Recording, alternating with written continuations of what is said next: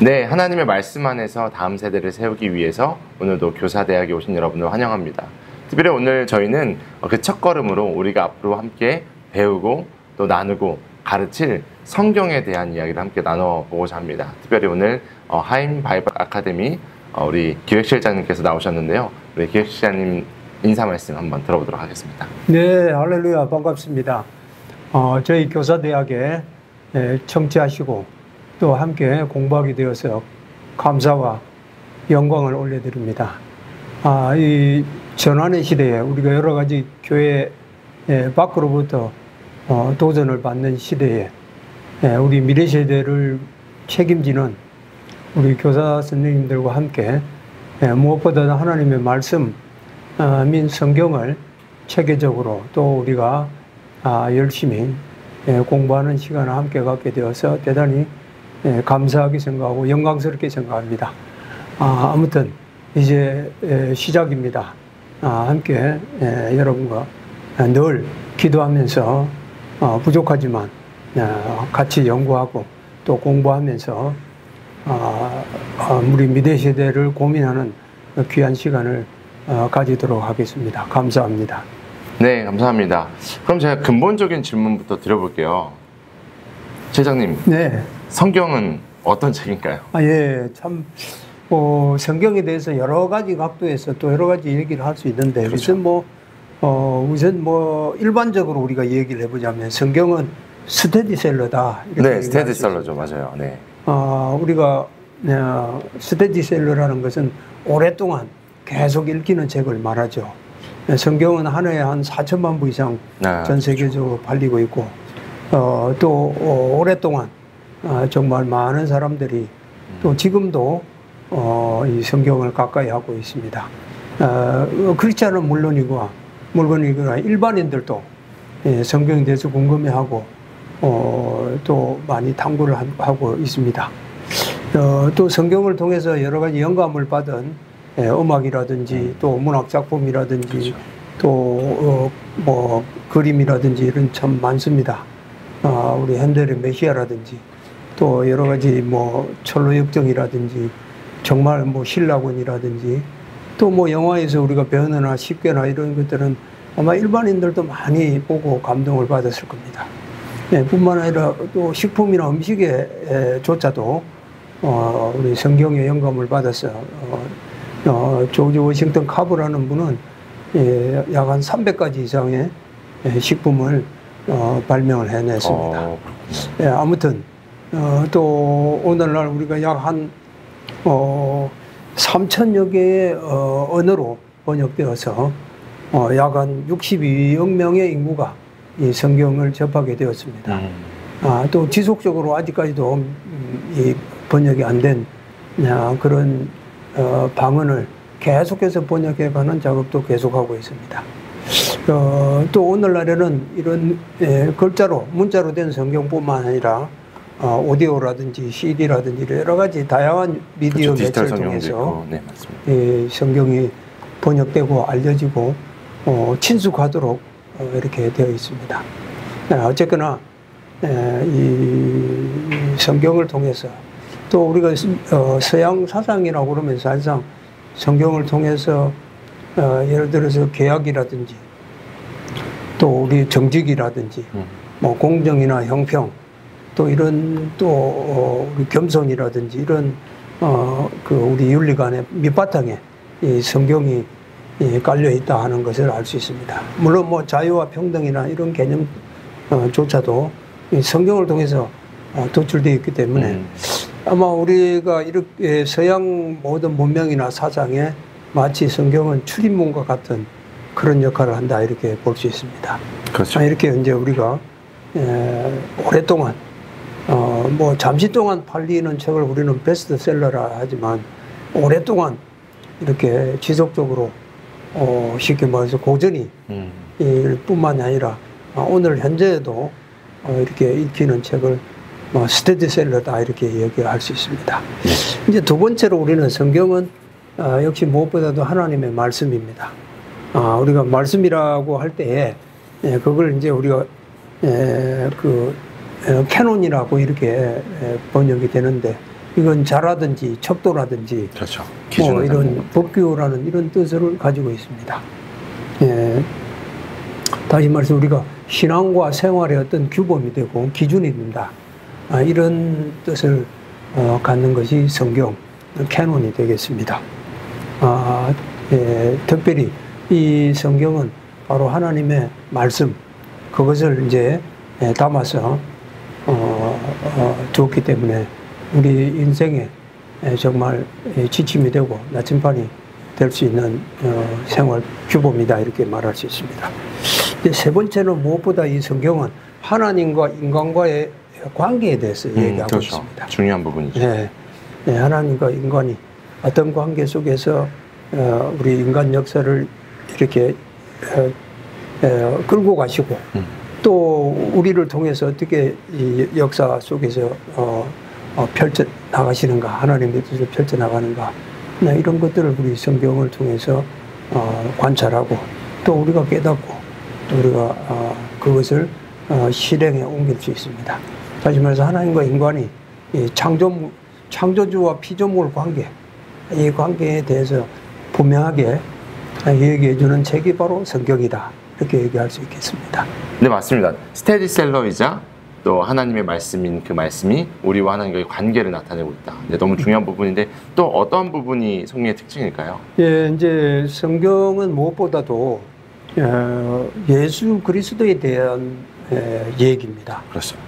맞아요. 특히 이제 우리 예수님이 탄생하셔서 또 십자가에 죽으시고 부활하시고 승천하는 것을 기록한 신약 성경은 바로 이 예수님에 대한 얘기를 하고 있는 책입니다. 하지만 구약은 예수님이 오실 예수님에 대해서, 또 신약은 오신 예수님과 또 앞으로 오실 예수님, 네. 이렇게 신구약 전체를 들어서 본다면 예수님을 중심으로 하는 얘기다 하는 걸 알 수 있습니다. 네.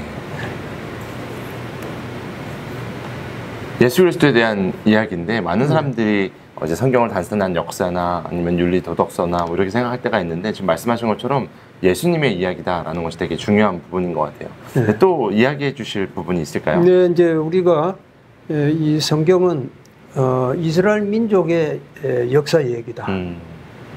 우리 대한민국의 역사 얘기가 뭐 고려사라든지 삼국시대 얘기라든지 역사라든지 또 조선시대 역사 이렇게 있듯이 이 성경은 특히 구약인 경우에는 유대인, 다시 말해 이스라엘 민족에 대한 역사책이라 이렇게 말할 수 있습니다. 이스라엘 민족이 아브라함으로부터 시작해서 그 아들 이삭과 야곱, 또 야곱이 12아들을 통해서 12부족이 되고 그 부족이 번창해서 이스라엘 민족이 되어 통일국가를 이루고 또 나중에는 남북 분열 시대를 거치고 또 타국에 바빌론에 잡혀가서 노예 생활을 하다가 다시 돌아와서 새로운 나라를 건설하고 또 로마의 통치를 받는 이런 주 과정이 그려져 있습니다. 그렇기 때문에 이제 이런 이스라엘 민족의 역사에 대한 얘기가 구약과 신약의 내용이 되겠습니다.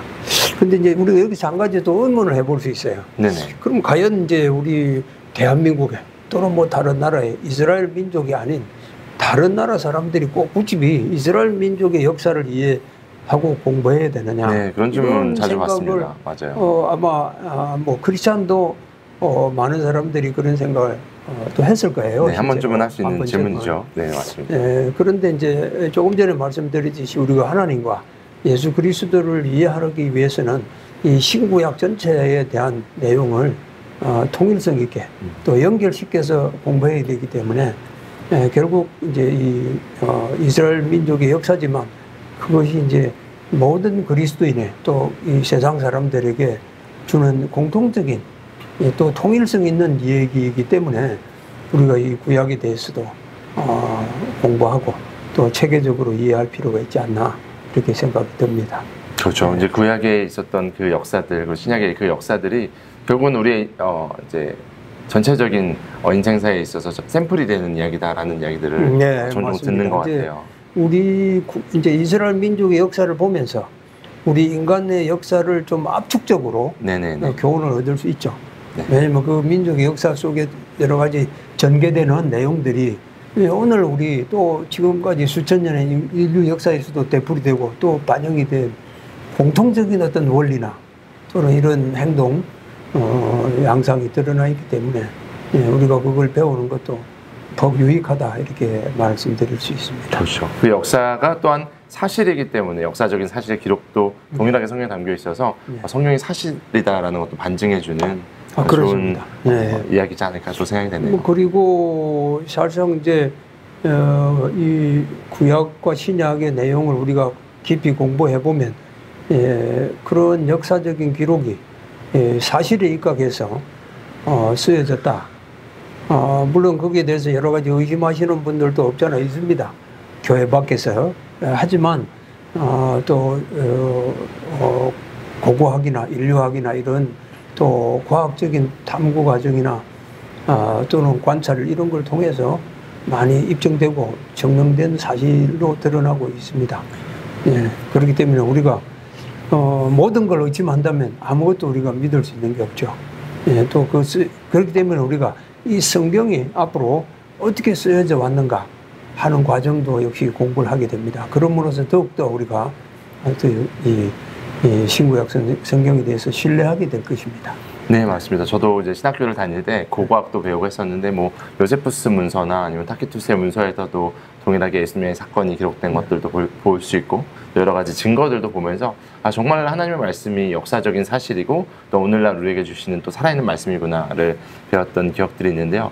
그렇다면 실장님, 이 성경 스테디셀러이고 하나님과 우리의 관계를 이야기하고 있고 예수 그리스도를 나타내고 있고 또 이스라엘의 역사를 나타내고 있는 이 다양한 것을 품고 있는 이 성경은 누가 썼을까요?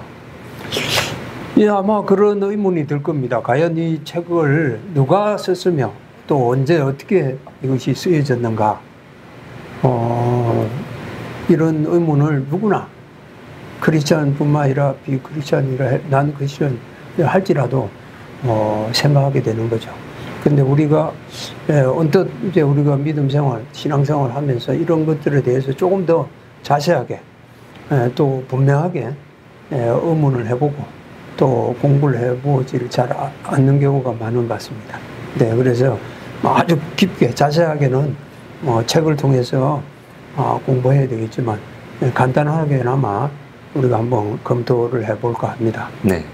그래서 위선 이제 누가 썼느냐 하는 데 대해서는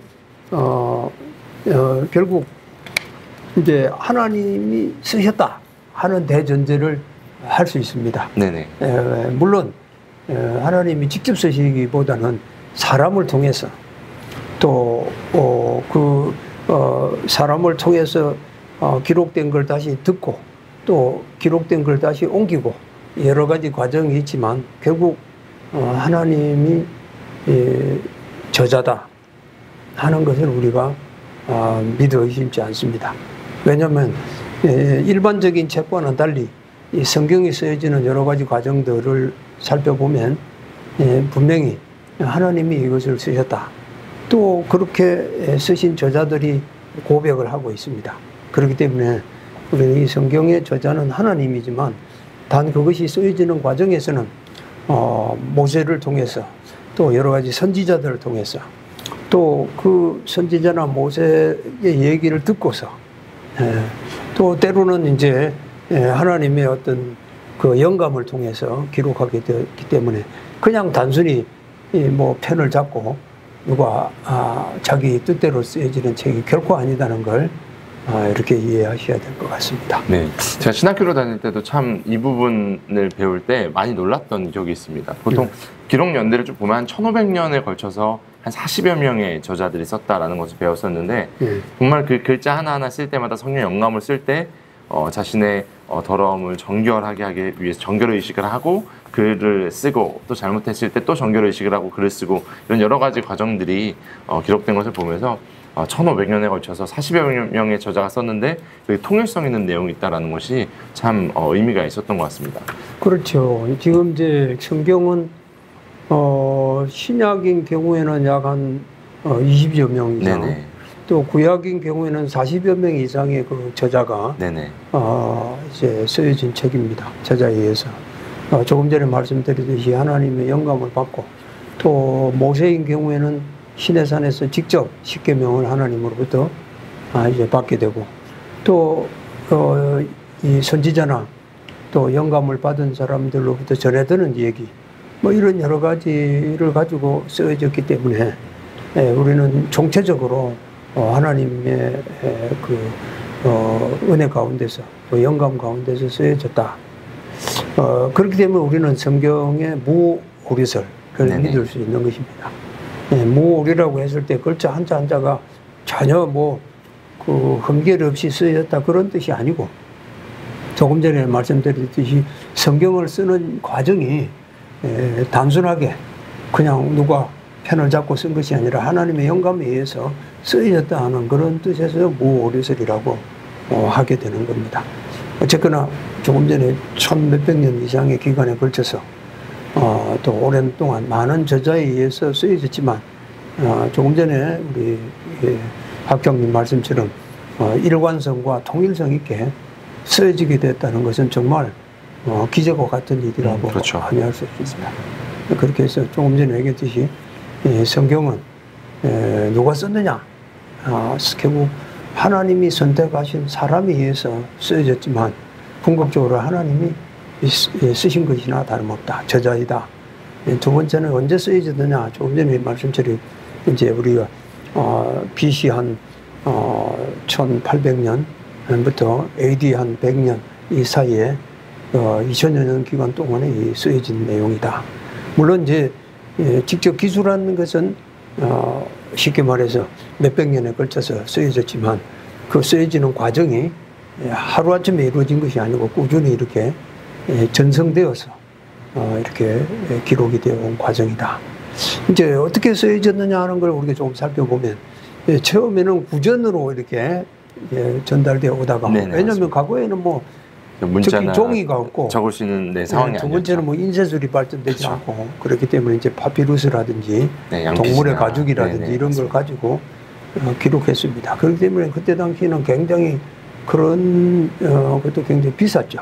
고가의 또 물품들이었죠. 때문에 일반 국민들이 함부로 이렇게 성경의 말씀을 접할 수 없었고, 공통적으로 이렇게 모여서 성경을 읽고 또 듣게 되었습니다. 그런데 이제 1400년대 와서 이제 구텐베르크가 인쇄술을 발명하면서 특히 이제 각 나라마다 자기 언어로 성경이 번역되면서 성경이 널리 읽혀지게 되었습니다. 네, 맞습니다. 그래서 앞으로 이제 우리가 성경의 번역 과정, 이 번역사도 한번 간단히 살펴볼 예정입니다. 어쨌거나 이제 조금 전에 얘기했듯이 이렇게 장기간 동안에 또 여러 사람에 의해서 성경이 쓰여졌는데, 중요한 것은 그 성경의 내용을 검토해 보면 일관성과 통일성을 가지고 구약과 신약이 이루어졌다 하는 것을 알 수 있습니다. 그렇기 때문에 우리는 이 성경에 대해서 가르치는 우리 교사 선생님들이 충분히 정말 자긍심을 가지고, 정말 하나님의 이 말씀에 대한 우리가 경외심을 가지고 우리가 성경 말씀을 탐구해야 되지 않느냐, 이런 생각을 하게 됩니다. 네, 성경이 어떻게 쓰였고 누가 썼는지에 대해서 저희가 살펴봤는데요. 그렇다면 이 성경에 대해서는 물론 크리스천들은 관심이 많이 있지만요, 이 성경을 크리스천이 아닌 넌 크리스천들도, 많은 사람들도 관심을 갖고 있는데 그 이유가 뭘까요? 이제 우리가 종종 그렇게 얘기합니다. 심지어 감옥에 있는 죄수들조차 성경을 보고 정말 새로운 사람이 되었다는 많은 우리가 간증과 고백을 듣게 됩니다. 또 한 번쯤 과연 성경이 어떤 내용일까 이렇게 생각하시고 성경을 구입해서 읽어보고 또 탐구하는 분들도 지구상에는 참으로 많습니다. 그러면 왜 이 기독교인이 아닌 사람조차 이 성경에 대해서 관심을 갖게 되는가? 첫째로 이 성경은 인간의 누구나 근본적으로 내가 어디서 와서 어디로 어떻게 살다가 또 어디로 가는가 하는 이런 인간은 누구나 근본적인 질문을 할 수 있게 맞습니다. 됩니다. 여기에 대해서 이제 소위 말하면 우리 이 사회에는 종교가 그런 물음에 대한 응답을 내놓는 그런 편인데, 여기에 대해서 정확하고 분명하게 기록되고 말씀하는 건 오직 성경뿐입니다. 성경은 온 우주 만물이 하나님의 창조에 의해서 시작되었고, 그리고 하나님의 섭리에 의해서 인류 역사가 진행되고, 마지막으로는 하나님의 뜻에 따라서 인간의 죽음을 맞이하고 또 죽음 이후에 영원한 생명의 삶이 있다는 것을 분명하게 이야기하는 것은 오직 성경뿐입니다. 이 세상에 어떤 책도 거기에 대한 명쾌한 답을 하고 있지 않습니다. 그래서 많은 사람들이 이 성경에 이와 같은 근본적인 질문에 대한 응답을 찾고 싶어서 성경을 탐독하지 않는가 하는 생각이 듭니다. 네, 주변에 많은 분들의 간증을 들어봐도요, 이 존재론적인 질문 때문에 처음에 성경을 읽었다 하시는 분들이 또 많이 계신 것 같아요. 그다음 또 다른 이유가 있을까요? 그런데 이제 또 하나는 이제 사람들이 누구나 우리는 이제 짧은 기간 동안에 지금 우리 대한민국은 평균 연령이 80세 이상 되고, 또 지금은 100세 시대라고 할 정도로 그렇죠. 맞습니다. 90, 100세를 사시는 분도 많습니다. 사실 주변에 보면 그렇게 수명이 연장됐는데, 우리가 가까운 조선 시대만 해도 평균 수명이 40세 정도밖에 되지 않고, 하더라고요. 심지어 산업혁명 이전에는 평균 20세, 30세 이 정도밖에 안 됐습니다. 그러나 이제 이런 짧은 동안의 인생이 삶을, 죽음을 맞이하면서, 또 우리가 불교에서 얘기하듯이 이 인생의 삶이라는 건 생로병사, 나서 태어나서 늙고 성장하면서 또 곧 병의 질병과 또 많은 인생의 고통 속에서 살다가 결국 죽음을 맞이하게 되는데, 이런 가운데서 이 죽음의 문제, 또 삶의 문제에 대한 답을 찾고자 하는 것이 인간의 근본적인 또 욕구입니다. 그렇죠. 다시 말해서 우리가 이 죽음 이후의 세계도 관심을 갖고 근본적인 이런 생각을 하고 탐구를 하지만, 우리 생존의 문제, 존재 자체에 대해서도 사람들이 관심을 가질 수밖에 없습니다. 성경은 분명하게 얘기해 주고 있습니다. 인간의 모든 문제는 원초적으로 그 재성을 가지고 태어나고, 또 우리는 원죄를 통해서 인간이 타락과 부패를 하게 되고, 또 하나님과 멀어짐으로써 결국은 하나님이 공의의 심판을 받게 되어서 죽음에 이르게 되었다. 그렇기 때문에 인간의 죽음이라는 문제는 영구히 해결할 수 없는 문제라는 것을 알 수 있습니다.